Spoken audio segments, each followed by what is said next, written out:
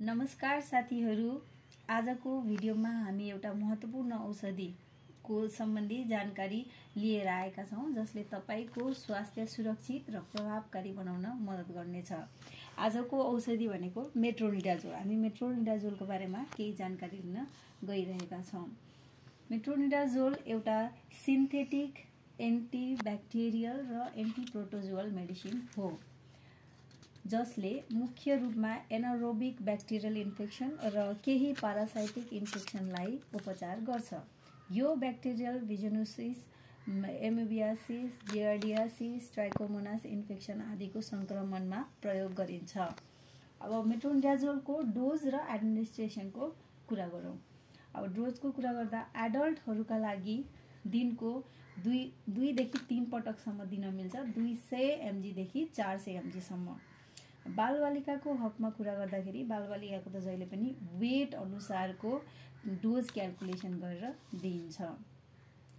अब यो औषधि ओरल ट्याब्लेटमा पाउँछ, सस्पेन्सनमा पनि पाउँछ र इन्जेक्टेबलमा पनि पाउँछ, उपलब्ध हुन्छ। अब मेट्रोनिडाजोलको मेकानिजम एक्सनको कुरा गर्दाखेरि मेट्रोनिडाजोल जीवाणुको सेलमा पुगेर डिएनए सँग प्रतिक्रिया गर्छ र डिएनए को न्यूक्लिक एसिड सिन्थेसिस रोकिदिन्छ, जसले गर्दा सेल डेथ भएर जीवाणुहरूको मृत्यु हुन्छ।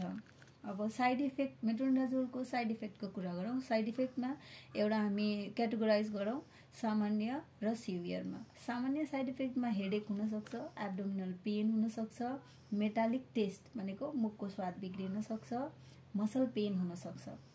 अब सिभियर जुन चाहिँ रेयर नै हुन्छ, सिभियर साइड इफेक्टको कुरा गर्दाखेरि न्युरोलोजिकल प्रब्लमहरू देखिन सक्छ, लिभर टक्सिसिटी गराउन सक्छ। मेट्रोनिडाजोलको प्रिकसन र कन्ट्राइन्डिकेसनको कुरा गरौँ।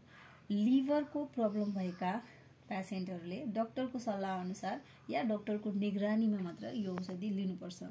प्रेग्नेन्सी र ल्याक्टेटिङ मदरले पनि आफैले औषधि लिने होइन, डाक्टरको सल्लाह अनुसार मात्रै लिनुपर्छ भने मेट्रोनिडाजोल एल्कोहलसँग रियाक्सन गर्छ, त्यसैले मेट्रोनिडाजोल कहिले पनि एल्कोहलसँग लिनु हुँदैन।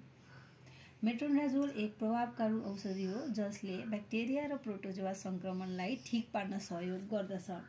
यो भिडियो हेर्नुभएकोमा धन्यवाद। यदि तपाईलाई यो औषधि सम्बन्धी कुनै पनि प्रश्नहरू छन् भने कमेन्ट बक्समा कमेन्ट गर्नुहोला। भिडियो मन परेको खण्डमा सब्स्क्राइब गरिदिनु होला, लाइक गर्नुहोला।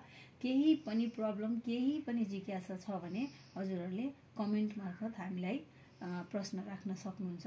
हस्त, धन्यवाद।